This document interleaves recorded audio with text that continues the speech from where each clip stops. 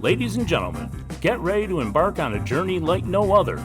Welcome to the Glum Lot Podcast, your go-to destination for a unique blend of recovery and discovery. I'm Brett. And I'm Mark. And in this podcast, we will endeavor to create a safe and uplifting space for our guests and listeners to share their stories with sincerity and a touch of humor. Remember, we are not a Glum Lot. The Glum Lot Podcast is more than just a source of entertainment.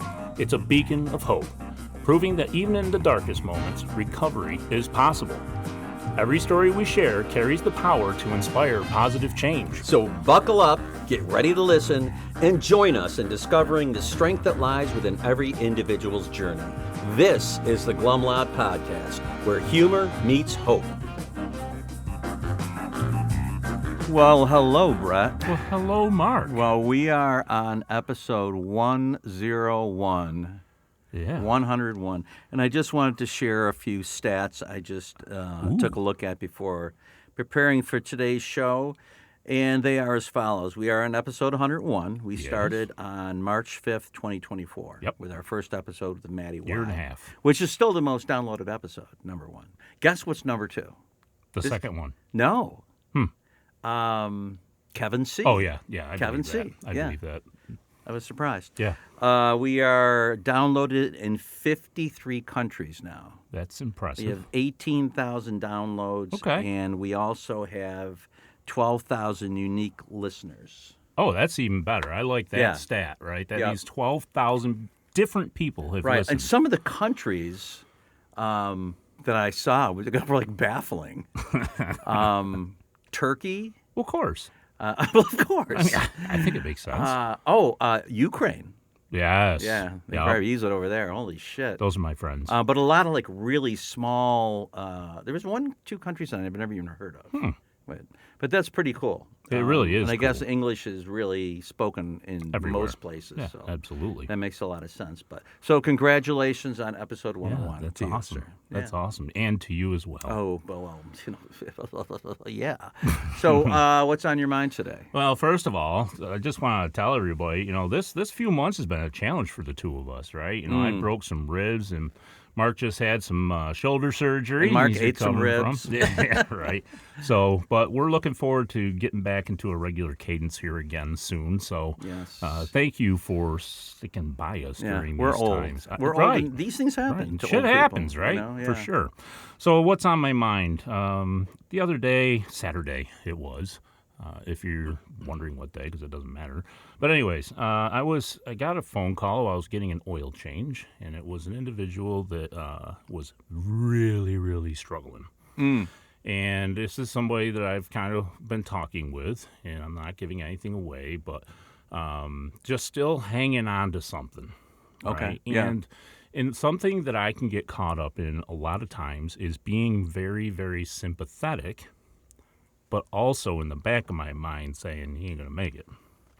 So what I do is I'll sacrifice honesty for sympathy. And that is something that, that can, be a little troublesome for people, because sometimes we just have to be honest and let them know what's going on. Sometimes it's tough to know, do people need a push or do they need to be held? Yeah. You know what I mean? And I think in this case, it was just the same thing over and over and over and over again, right? Yeah. Did it for me. Yeah. And, in AA, it's a very good skill to get good at tough love. Yeah. Because tough love is sometimes confused with being a dick. Right. Sit down, shut up, take the cotton out of your ears and stick it in your mouth. Oh, yeah. I never like that for somebody that's new. I'm like, Jesus, that made me want to go. And I've seen people leave the fuck out of there because of that. I mean, you can rephrase that and say, when I first came in, I wanted to talk a lot because I just wanted to get it out, but I found that listening helped more than anything. Correct. Because when I looked at it, I really didn't know much. Yeah. I knew what I knew, and that was just the pain of my addiction or alcoholism, and what I needed to do was listen more. Anything that starts with you is always a mistake, and anything that starts with me is sharing your experience, strength, and hope. And I slip up and do it sometimes of course. too. Of I'm course. Like, well, you know what you need to do? Yeah. Instead of saying, well, you know what I did that worked for me? Yep. Because we are alcoholics, and we are sensitive, and we have egos. And our first, especially when we're raw and coming in, our first thing to do is do the exact opposite of what you're telling us to do. Yeah, absolutely. But at the same time, I think, and trust me, it was hard to do. It was really hard to do. You just had to tell them, huh? I am a full-out empath, right? Yeah. But this time, I was just like, listen, you're going to keep seeking that. You're going to keep thinking about that. That's exactly where you're going to stay, right? And so, you got to change the ways a little bit and listen to what's going on in the rooms and get into your steps. So I did get a little prescription-y, but the steps are the steps. It's the program. So I don't know if that's necessarily saying, you should do this or whatever. Well, a lot of times on first coming in, as soon as it gets tough, right. It's like, yeah, right. I want to feel better. I don't want to have to do this. And we want that quickly. Yeah. And, for me personally, I will say I learn at the speed of pain. Mm-hmm. And so anybody that's going to get in the way of that is really not helping me. Yeah. Unless, what people hate hearing when they come in and they say, I'll bring it up as a topic. And they bring up, and then somebody says, you're right where you're supposed to be. Oh, my God, people hate that. Yeah. But it's 9 times out of 10, man, that's it, And I can speak personally to one particular time, Mike R., who was early on in this show, told me straight up, you know what, you're full of shit. And that was a big turning point to me because it made me it shocked me into reality, right? Well, Mike is good at saying that, yeah, because he knows. He does. And that's really what does. He told me, too. He says, you know why? Because I'm just like you, so... Yep. Yeah, so sometimes we just have to be honest instead of just sympathize all the time, because if we sympathize all the time, nothing's going to change. Yep. And just to reiterate that tough love thing, tough love doesn't mean you suck, you're an asshole, you're doing everything wrong, listen to everything I say and do it. It means, boy, you really got to take a look at yourself in any of these situations. And everybody says that in meetings, you got to look in the mirror. Yep. That's where your answers are going to be. And so I guess, the way to do it is to do it in a loving manner. Mm-hmm. So absolutely. With the best of intentions. Best of intentions. Yep. And if you can't do it, just take a step back and ask your higher power for help. Yeah, or ask somebody else. Get some advice on it. So, but awesome. anyone can get sober in this program. Mm-hmm. Anyone that wants to. Even us. So we have a guest today that we asked to be on the show many moons ago. Many times. She wasn't ready. Yeah. Which is fine. But guess what? We did it. She's ready now. She's ready. So without further ado, let's welcome our guest, Chelsea. Welcome to the Glum Lot Podcast, Chelsea. Hi, everyone. Hi. Hi, everyone out there in love podcast land. We like to start with your sobriety date. August 13th, 2021. Okay, so you've got some years in, right? She's a month longer than me. Oh, man. Yeah. Oh, that's got to irk you. No, not at all. No, I'm kidding. It's one day at a time. That's right. One day at a time, motherfuckers. So we like to start at the beginning, your first exposure to drugs and or alcohol and the effects of them. Like, what was it like? All the details.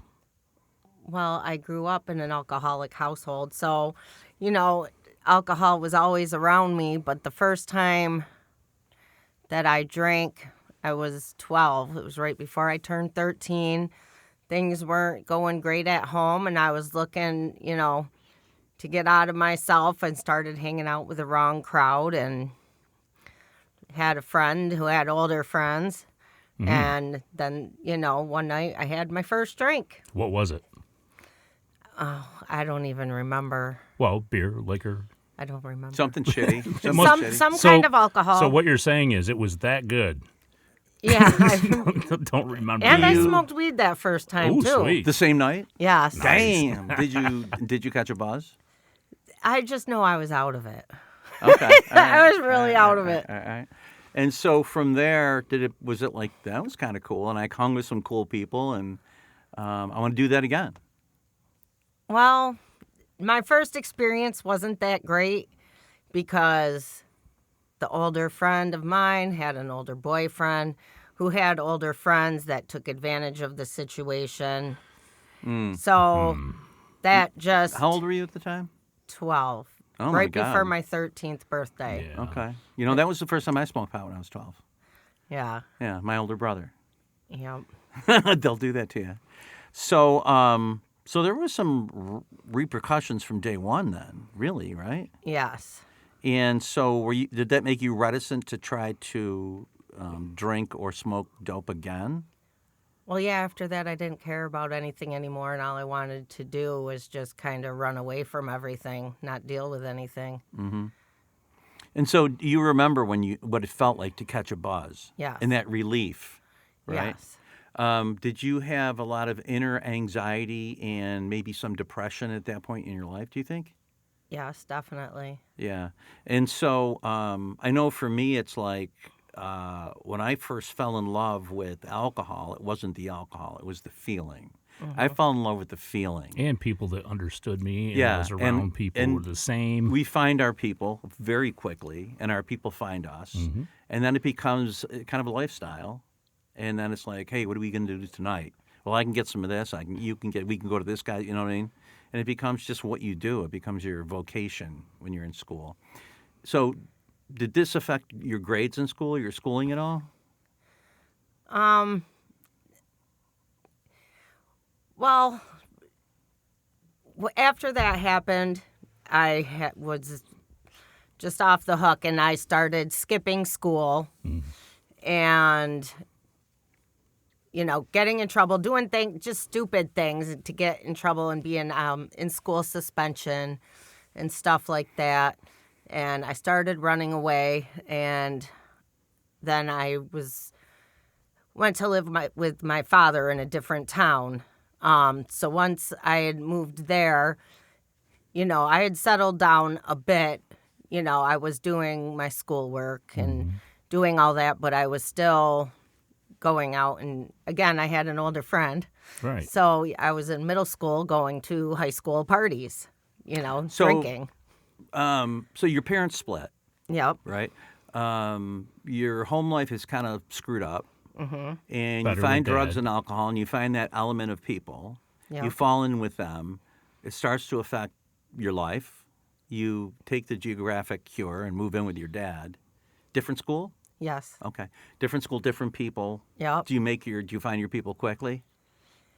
No, it was kind of hard because it was a smaller school district, so everybody knew everybody, and I was kind of like the outsider. Yeah. Yeah. Oh, that stinks. Okay. That can be difficult in itself. But your drug and weed continues, right? Any other drugs? Yes. Well, you know what? Through high school, yes, I drank. I didn't smoke weed too much because it made me tired and hungry, and I was all about partying, I would do hallucinogenics like acid, mushrooms, stuff like that. You were up for anything? Huh? You were up for anything? Pretty much. Yeah. Okay. It's not uncommon. Yeah. I wonder what this will do. And I wonder what two of these will do. You know?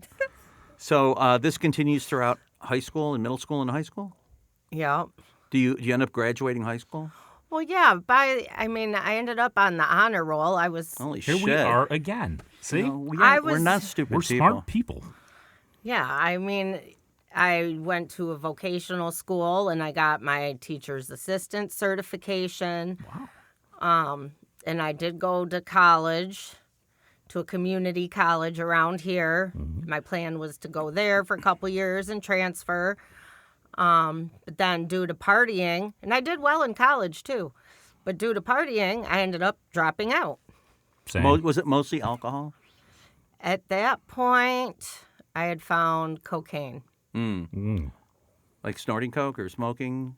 I did both. Okay. So would you consider yourself to be a cocaine addict at the time? Yes. Okay. Yes. Sure, why not? Check that box. So now you're in a kind of a fucked up position. You dropped out of school. You're getting into coke big time. Still drinking, I'm sure. Well, yeah. At my second semester of college, I had a friend who was a bartender in a strip club. So I went and checked it out one night and ended up working there. That's where I found cocaine. And that's where I was for the next 10 years of my life.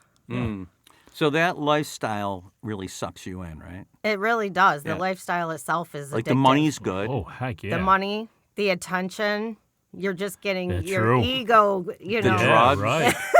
Yeah. Yeah, and that's like for somebody in their 20s. You know, for me, I was bartending at a really high-end place, and the money was great, the attention was great, women. It was just, I mean, I thought this is fantastic. You know, why would I want to leave this? Right.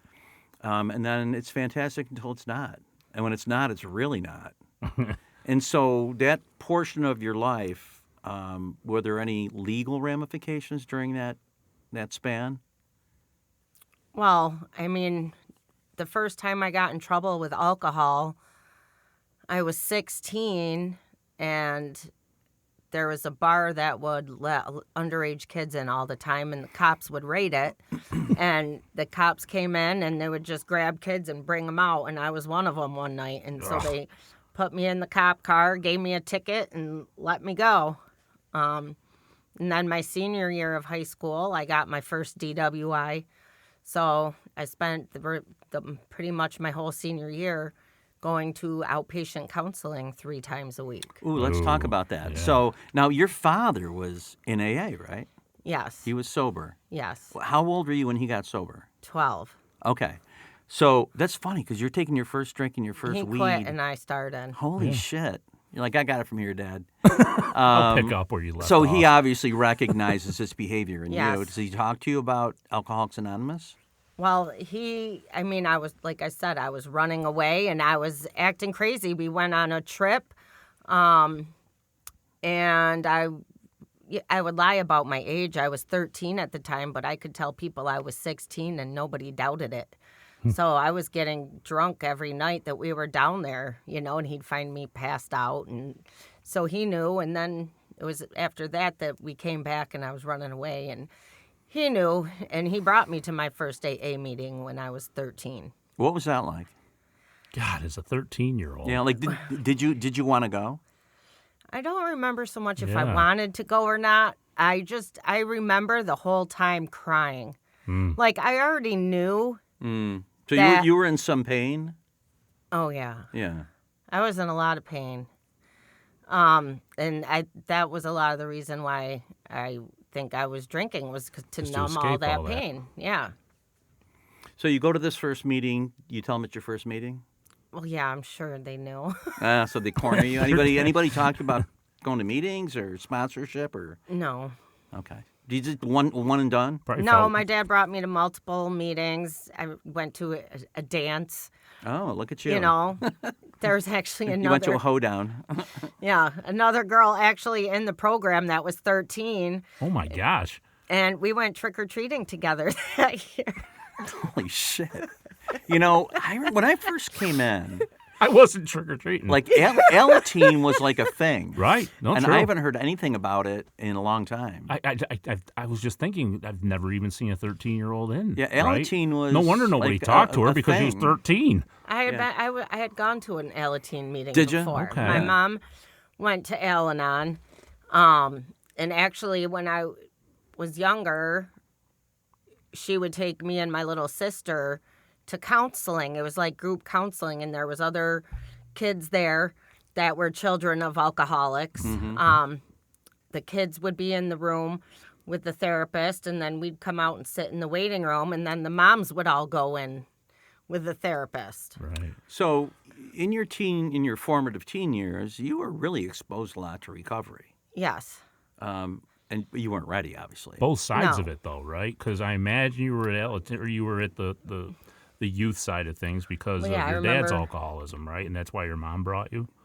Yes. Yeah. And Multiple then, times he tried to get sober. He had gone to rehab. Yeah. So, I mean, he would take me and my sister to the bar with him. He was a retired Vietnam vet, suffering from Sure. PTSD. And, Escaping as well, right? Yeah, essentially. Yeah. How did he do with his sobriety? He did end up going back out eventually, after about 10 years.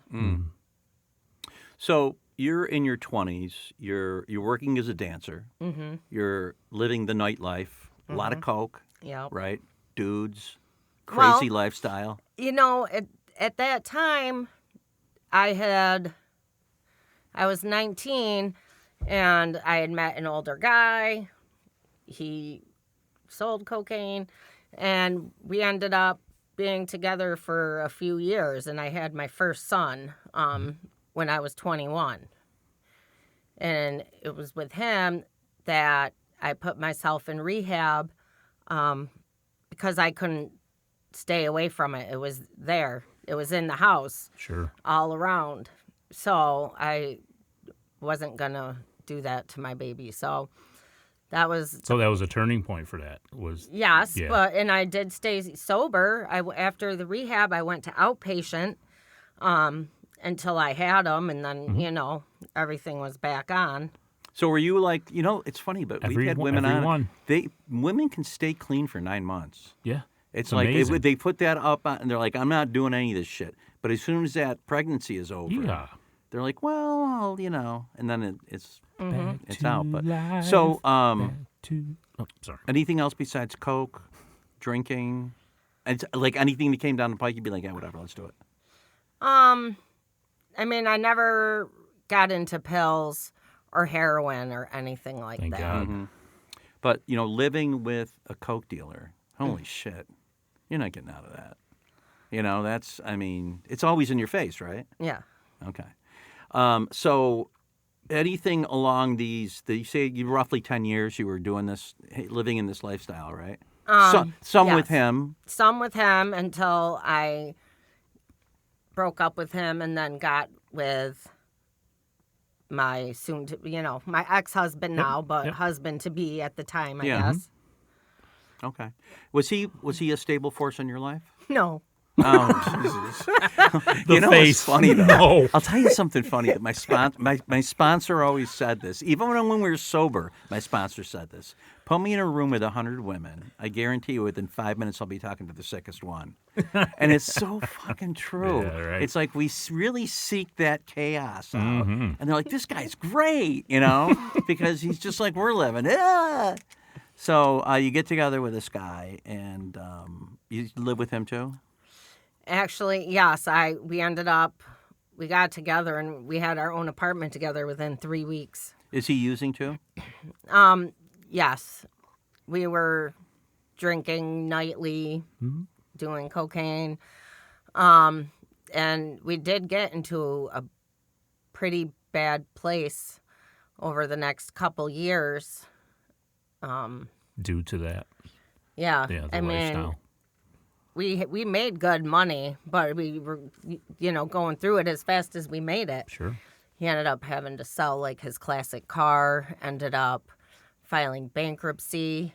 We ended up getting evicted out of an apartment. Was this due to drugs? Yeah. Spending money on drugs? Yeah. Would you consider yourself an addict at that point? Like you had to have Yes. it? Okay. Still just snorting it, though, right? No. Oh, so you're smoking it now? Yeah. Yeah, that'll fucking get going quick, as we have other people on the show have said. Yeah, Holy absolutely. shit, it grabs a hold of you and it's not going to let go. Yeah. So you're still working, though. He's working. Yep. And you're making it work a little bit, but... Well, after we got evicted and we moved into this townhouse, a couple weeks later, I found out I was pregnant with my son, Michael. Mm-hmm. And at that time, I truly believe that God, intervened then, because it was not good. That was a turning point. I gave up that life that I was living. We got married, and we settled down into this, normal kind of normal Yeah. life. It wasn't what it was, but we got our stuff together. Okay. Now, when you say you gave up that life you were living, were you able to kick crack? Yeah. So on your own? Yeah, it wasn't like the first Jesus. time, my first pregnancy, I wasn't, I had to put myself in rehab. This time, I was able to do it on my own. You just white-knuckled Wow. Yeah. it? Holy shit. What about him? Yes. He didn't do it. Man. Now, you mentioned that you felt it was something from God. How was your faith? Did you always have that? Yes. I went to church when I was young. Mm-hmm. And I had a deep faith then. And after my parents had split, I was angry. Mm-hmm. But not, and it's hard to explain, but not really angry at God, but just angry with the system, because I wouldn't go to church, but I still had this belief in God, but it was my own belief. And I believed, I could talk to him anywhere. I had faith in him, but I didn't need to go to church and be in that atmosphere to praise him. Right, so the religious part of it wasn't for you, but the spiritual part of it, you had a connection. Yes. And you kept it. Yes. And so did this connection, this spiritual connection in some way help you through these tough times? Yes. Got you through it pretty much, right? Yes. And so did there come a point at which you thought, because obviously you kept drinking, your life, it's a progressive disease. Yeah. You and took there'd a be break. ups and downs. Yeah. Sure. Sometimes we would get bad, but then, and we'd reel ourselves back in and we'd be okay. Yeah. And it was just kind of an up and down type thing. So at what point, what pushed you over the line to seek help? Legal stuff? Yes, but in 2014, I had gotten another DWI. That was your second one? Yes, 2014. And then in 2019, I got another one. But at this time, my drinking was already out of control. Yeah. My husband was threatening me, that he was going to leave me if I, didn't give up the drinking. So you were passing him by with this. And it's weird because we were both drinkers, but he would sit at home and do it. And for me, I would want to stop at the bar after work and forget to come home. Oops, my bad. Well. Yeah. Were you a blackout drinker? Yes. Okay. At least a gray out, right? Yeah. So 2014, you get your second DWI. When you go into court, do they say you need to go to rehab or you need to be evaluated? Any of that stuff? No, because at this point, I had already known the system so well that I totally lied during the evaluation.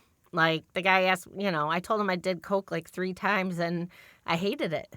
Right? Yeah. 3 times. We are good salespeople. 3 times. as well. I did it Very 3 times good a day. salespeople. I did it 3 times a day, but I always hated it. Yeah, I was very good at playing the game. So you bullshit your way through that, and they just kind of send you on your way, and you're on probation. Nothing. Or something? Nothing. Damn. Nothing. No On license number 2. loss, no. No, because the other one was in 1994, so it had been 20 years. Sure. Yeah, it didn't stick around. Yeah, it went from 1994 to 2014. Yeah, Okay. that's true. So, at what point Purely did you? circumstantial. That's all. It just happened on accident. Like, everybody gets at least one. At what point did you come into AA again? I had another DWI in 2019, and that's when I said, enough is enough. I can't do this anymore. And I came in, and and I believed that. I believed that I was ready and that I didn't want to do that. You were in a lot of pain. Yes. So this was number 3. Were there any? Did you talk your way out of that shit too? No, I did end up having to do some counseling. Had my license taken away for a few months. Had a breathalyzer in my car for 6 months. Okay, but nothing. Nothing crazy. Yeah. But so at this point, what does your life look like? You're still married, right? Still you have married. Kids, I have 2 more kids now, so I have 4 in total. and you got a different job. After, I quit the dancing, I got into being a server, waitress, Yeah. So, that's what I'm doing. You're still around, but you serve at a place that serves alcohol. Yes. Is that part of the lifestyle you're still in while you're a server, or no? Or did that kind of cool out? I didn't drink while I was working. I wanted to separate that. I wasn't one of these people that could wake up in the morning being hungover and do hair of the dog and take a drink because I wouldn't stop there. Once I took that drink, I wouldn't. Right. I would keep going. You would take I would the not whole dog. be able to function. You would ingest the whole dog. So yes. So I dealt with the hangover. tried to What function. about did the coke and weed and shit kind of fall away, or is it just alcohol at this time? No, I mean, at this point, I was a daily weed smoker. I was still doing cocaine, Yeah. Did you think at the time this is kind of fucked up? Yes. Like, because, like when you're in your early 20s, you're like, well, that's what everybody's doing. But when you get to be like 30, 35, you're like, I'm not doing this anymore, but I still am. That's the way I was. I got to the point where a lot of my friends had kind of moved on in life. Passing me. Yeah. And I was going deeper, and I was like, I wonder why they aren't, I would compare myself, but you were in enough of a funk that you knew something had to change. Yes. And so what did you do? What action did you take? Well, in 2021, I got another DWI. I went into a blackout, totaled my car, and then this time I hit somebody else. Thank God they weren't hurt. Totaled their car too. And at this point, my kids were angry with me. Me and the husband were about to get divorced. Things were... Chaos. Yeah, chaos, a complete mess. So in between 2019 and 2021, those 3 years, you were going to meetings? No. I stayed sober for 6 months, and then I went back out for 2 years. And those 2 years progressed. It was Yes. a progressive. You saw now, so you had that little bit of AA in you, right? Yeah. Did shit occur to you while you were drinking and using, like, Did the voice of AA yeah, I know come around better. at all? Like, this is ruining it for me. Well, yeah. I mean, I would still pray and do my daily readings and my AA prayers and No shit. step prayers in the morning. And then, By night. I wanted to live that way of life. I wanted to, be that kind of person. Well, it's like you say, Mark. You would wake up every morning, you could take a polygraph test and say, Yeah, I'm not drinking I'm today. not drinking today, right? And So by it's probably 5 the same o'clock, thing. by 5 o'clock, I'm drinking. It's on. Yeah, and so in your head, you're thinking, this is how I want to live, right? But your body and your alcoholism are saying, that's great, but you're living that way now, just drinking, you know what I mean? Like, you lie to yourself. And then you go out and drink and you get fucked up and you black out and you do stupid shit. And then the next morning you're back to the reading going, this is what I need to do. Yeah. But it just can't bite, And I think a lot of that is because, like everybody in the program says, I can't stay sober by myself. And it's like, and people don't know, it's like, it's a we program. Really, by myself, I'm fucked. I can pretend I'm going to do the readings and pretend I'm going to stay sober. I am defenseless alone. Now, so what made you turn that corner and come back into the rooms and raise your hand? Was it this accident? Yes. Yeah. This I was imagine so. the last time. I don't remember the accident. I don't remember getting arrested, being at the police station. The only thing I really remember is I told them not to call my husband because he was already used to me being out all night. He had left for work and I didn't want to bother him. So the cops brought me home, and my son at the time would have been 21, 22, and they released me to him because they had to release me to somebody that was over 18. So I had to wake my son up at 7 o'clock in the morning Oh, my with God. the cops, and so they could, What was that feeling?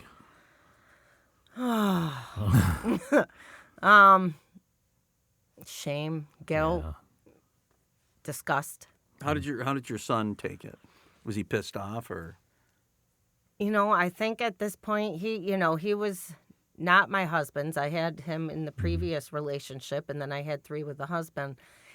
And he'd be the one that if I got locked out of the house, he would come unlock the door and let me in. Gotcha. You had a good bond with him. Yes, and we still do. So, yeah. So you get this 4th one. It involves an accident, and you're screwed. Legally, you're in some trouble, right? You get a lawyer. I do. Does he talk to you about recovery, about at least looking good? Well, I knew, that night, I came home at 7 in the morning. I was at a meeting that night at 8 o'clock. I had called somebody that I had known from the previous time that I was in, and she came and got me, and I came back. So I want to say I was there. you could probably I were. think I was, and I remember because I remembered you from before, and you were just so sad. Oh, The yeah, I deep bet. sadness was just. Well, and I was crying and Oh shaking. my God! I felt and- so. It makes me want to cry right now. I felt so bad for you. Don't get me going. Because I I'm know a what crier. it's like. I know that feeling, and it's like Yeah. fucking pain, man. And all anybody can say is, please don't forget the way this feels. Yeah. I hope this is your bottom. Because it's pretty far down. I remind myself how that felt. Yeah, that's good. So you come back to the meeting. How are you received? I mean, except for by me, who was just judging you entirely. the whole Holy time. shit. Everybody was so happy to see me. I'm pretty unforgettable. That's interesting. She's one of a kind. So when people saw me, they were happy to see me. Of course. I've felt welcome. Nobody tried to shun me like, oh, where have you been or anything. No, it was None of nothing that like shit, that. yeah. Everybody was there with open arms. It's a little bit contradictory to everything else in the world, isn't it? It is. And, I remember thinking back to when that happened, that there were the first few meetings, you were still in bad shape. You were I still cried hurting. for the first 6 months. Yeah, you were. Yeah, and that probably helped you, being that hurt, because we're only motivated by our pain, So you come back and you're like, this time it's got to be different, right? Mm-hmm. So what do you do different? You get a sponsor? Work I the did. steps? I called up another lady I knew in the program and asked her to be my sponsor. I had a week off of work, so I was able to totally, Concentrate. yes, Immerse yourself in AA. in AA. Yes, just going to meetings and reading and just kind of even detoxing myself. Sure. Did anybody where suggest I rehab or anything like that? somebody had mentioned, because like I said, at the meeting I was shaking, and they were like, you might have to go Yeah, and get like a morphine drip or something if I was going through withdrawals it like can that. kill you. Yeah. But I didn't. I went home and stuck it out on my own. Nothing got too bad, or I was able to do it myself.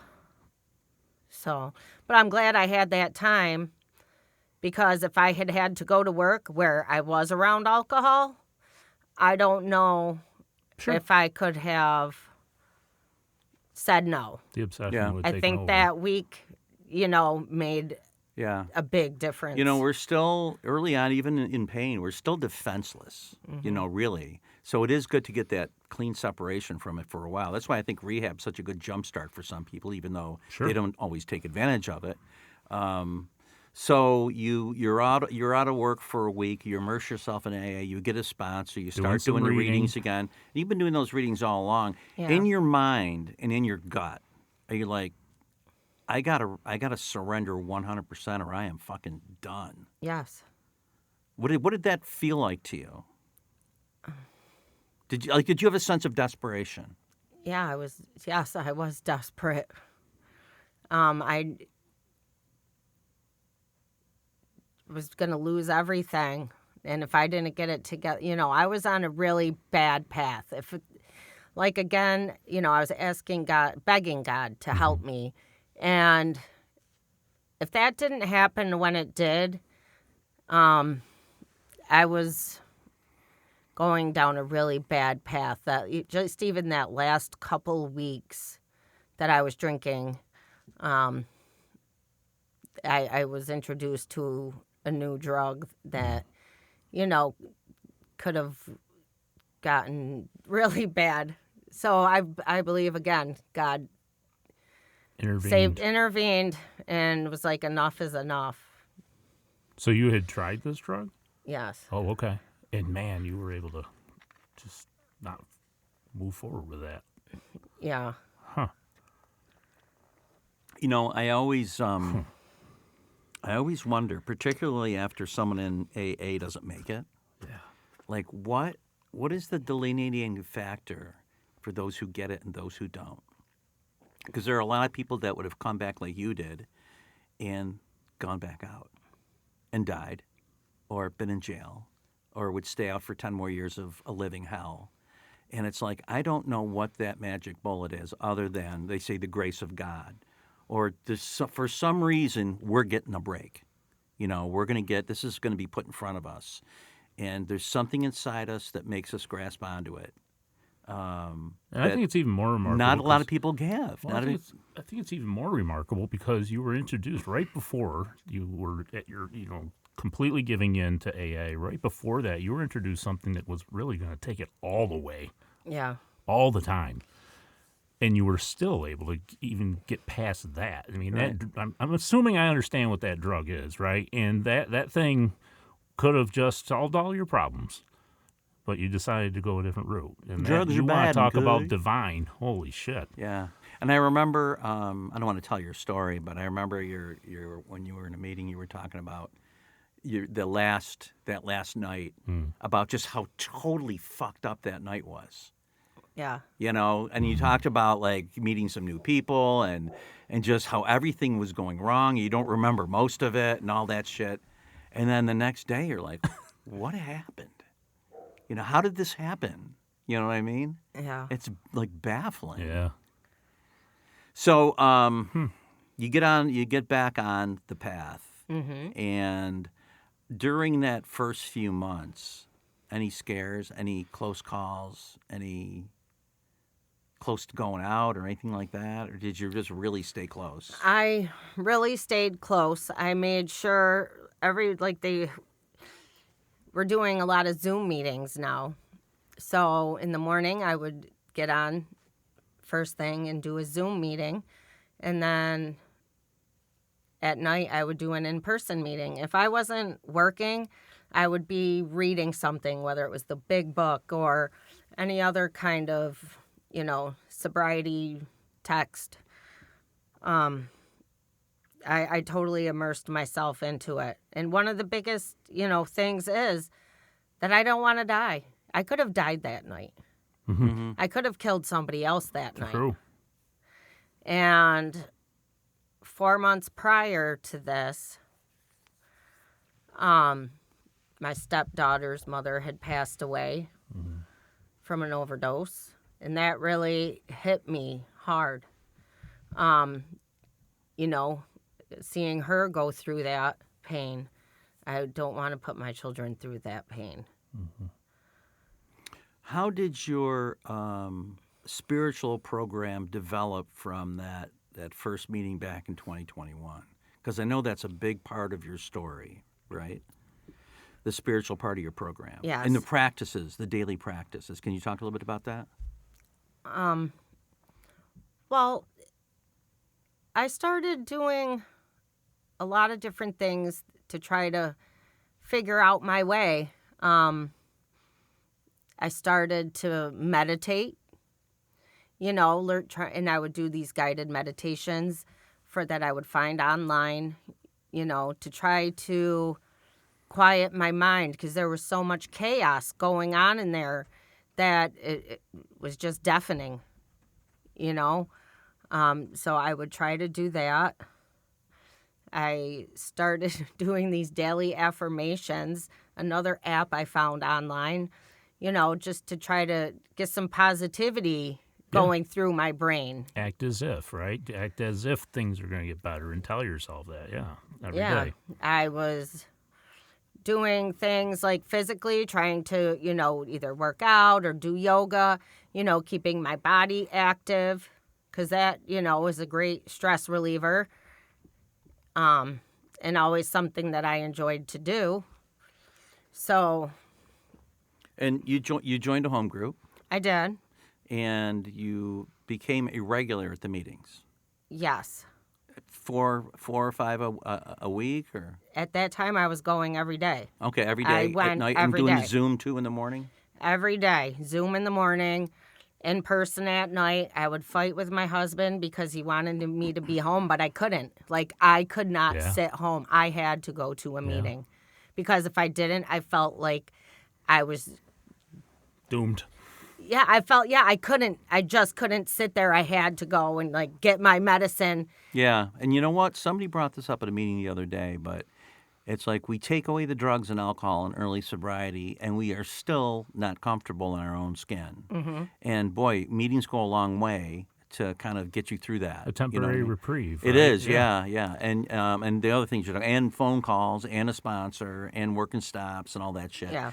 And it's incumbent upon our significant other to try to understand that we have to take this time, and if we don't, it's going to There be is no time. It's all gone, right? Yeah. And that's why I think Al-Anon can be a big, big help to That's people. exactly what I went through. Because a lot of people don't. A lot Yeah. of significant others that aren't alcoholics or addicts, they don't fully understand. They understand it, but not to the level that we are crawling out of our own skin because we're not using. And if you sit at home, the machine's going to start. The hamster wheel's going to start spinning, and you just need a break from that, even if it's just for an hour.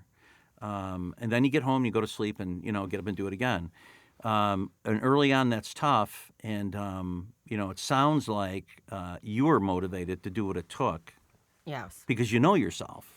And you're like, here comes that feeling of uncomfortability in my own skin. I have to do something about it, but I'm not going to use or drink. I'm going to do what I should do. And this stuff that you guys are talking about that Chelsea did every single day and Yeah. sharing and being willing to cry and stuff like that, that's what kept me here, right? And you were, whoops, she just sneezed. So anyways, It was a total girl sneeze, too. it was like, Choo. yeah. So anyways, but it was a big inspiration to me, right? Because it showed me what I had to do. It was trust me, you were a big part of it. And you did it. That is for sure. Without fail, you would be the one sharing and crying and telling it like it really was, and that helped me. Part of the miracle and part of the motivation for people like myself that have like the long-term sobriety is when people come in like Chelsea did, and you see them and their suffering is like visceral. You can feel it. And then you see him get better, and then you see him mature, and then you see him like really become a sober woman or a sober man, and how they change. Yeah. It's a fucking miracle, Huge, man, and it's beautiful, huge. you know. Absolutely. And that's why I always say, like, of all the things I've done in my life, this is really kind of my life's work, you know. Oh, it This is definitely what this is really gets me. I really Mm-hmm. dig this. And by the same token, you see a lot of people fail. Yes. And it becomes unfortunately. disheartening, you know. One thing with It's hard. Chelsea, it's been a constant improvement, and even taking risks, right, and doing things that some people just couldn't do, and you had to take some big leaps, right? Yeah. Especially recently in the last year and a half or whatever, and a pretty big life change as well. Yes. At 10 months sober, I decided to tell my husband I wanted a divorce. And that was very nasty. And if I could go through that, I could go through anything. That is That for really, damn sure. it tested me. I had the same experience. I think I was sober maybe a year. And you know what's funny is we get into these relationships and we're using. And then when we get sober, the dynamics of the relationship completely change. And you find out we're not compatible. We'll never be happy now. And so I had to do the same thing, and it sucked. And it was expensive. Yes. And I was complaining about it one day to somebody. And they said, you know why divorce is so expensive? And I go, yeah, the lawyers. He goes, no, because it's worth it. Yep. He's fucking right. It was worth it. It was really worth it. But along that whole way, right, she was putting her life out there, and Yeah. the rooms were just outstanding. It was just a cool thing to see Yeah. a big transformation like that and see what happened on the other end of that. Right. And so you worked the steps with the sponsor, right? Yes, I was big on that. I met with my sponsor once every week. And it's crazy because I do feel like my sponsor helped me through them, but God really took me through them. Like it was a spiritual experience that I went through with God that my sponsor just helped to guide me. Right. through. Sponsors are there to point the way. And Brett often Yeah. says that we're like the sponsor is the Sherpa. Sherpa, yeah. We'll show you the way. You got to climb the mountain. Yeah. We're just going to go, there's the path. Right. You know? And so have you worked with other people as a sponsor? Yes, I have one long-term, like, sponsee, I guess. I've tried to sponsor a couple other women, but, you know. That's how it goes. They Yeah, come and go, it's man. hard. It is. It's They fall hard. off. Yeah. Sometimes you want it more for them than they want it for themselves. bingo. Boy, that's a bitch, isn't it? Because I've done that Like- too. It's like, wait a minute, I can't want you to get sober more than you want to get sober. Yeah. It's never going to work.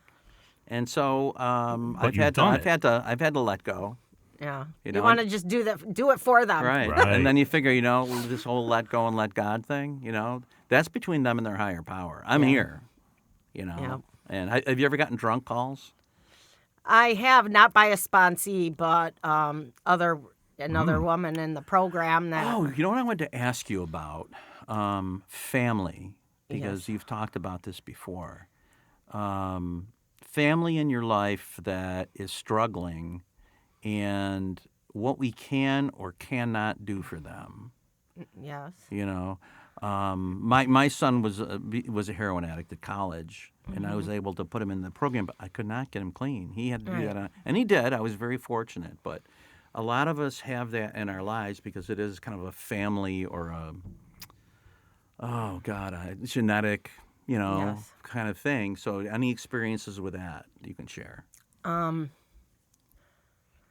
Well, I do have a younger sister that, you know, I don't believe that she is an alcoholic. I was the alcoholic. She was more on the drug side of things. And it has really just taken over her life. She's had come to me multiple times homeless. Her mail is sent to my house because she doesn't have a stable address. And for a while, she was staying there, wasn't she? Sleeping on the couch or whatever? Yes, but that was hard in itself. Yeah. The first time she came to me and said she was homeless, I'm in court fighting with my ex-husband over custody of my kids. And and he would say, oh, you have a homeless drug addict living at your house. Like, Yeah, it's not a help. Yeah. no, and it wasn't good for me. Well, you know, Right. our topic, Brett and I's topic, Brett and I's, Brett and my topic at the start of the show was tough love and how to, you know, that sometimes you have to lay that down. And I know that you know, sometimes you just want to help so much and you want to make them not hurt. But the best thing you can do for them is let them experience it and just try to keep them safe. But let them experience the pain, you know, and just tell them the truth. Here's the truth, you know, from someone who loves you, from someone who doesn't want you to be in pain.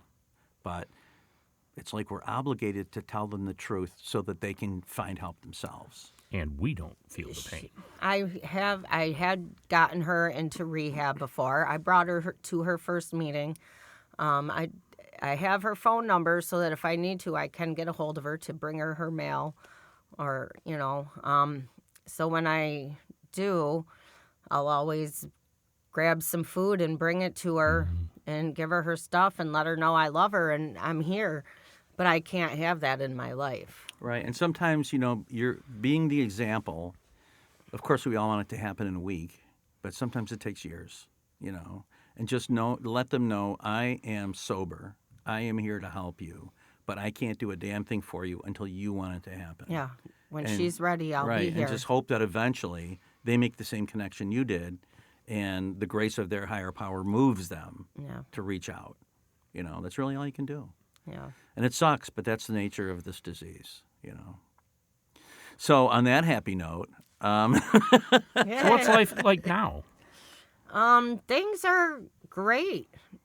I'm still at the same job, but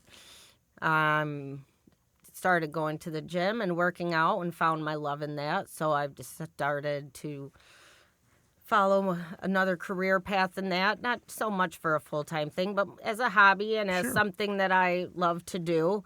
So, you know, that's something I never thought that I'd be doing at 48 years old. You're right. trying to learn a new trade or, but I love it. Yeah, but it's a passion, and you can give somebody else a piece of that Yeah, passion, and I can right? help somebody. I can help Absolutely. another person, to better their health. And really, with better health is better mindset, Absolutely. So is it all perfect, though? Well, nothing's perfect. Yeah. Of course, there's problems, but I know that I can get through them no matter what. That's right. That's right. Cool. Progress, not perfection. Yeah. That's what That's they. right. We That's can what they get always. through That's what they life keep now. telling me every year. Yeah, right. So, But we can get through well, life. Chelsea, we want to thank you so much for coming on the show. Thank you for having me. And until next time on the Glum Lot Podcast, I'm Mark. I'm Brett. I'm Chelsea.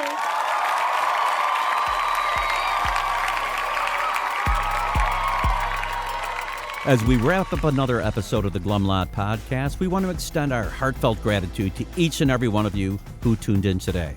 Navigating the path to recovery from alcohol and other substances is a journey filled with challenges, triumphs, and self-discovery.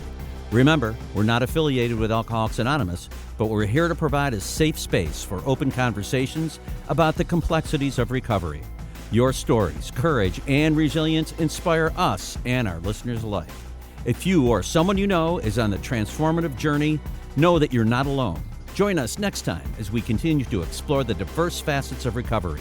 Until then, stay strong, stay connected, and remember that each day is a step towards a brighter, sober tomorrow. Thank you for being part of the Glum Lot community.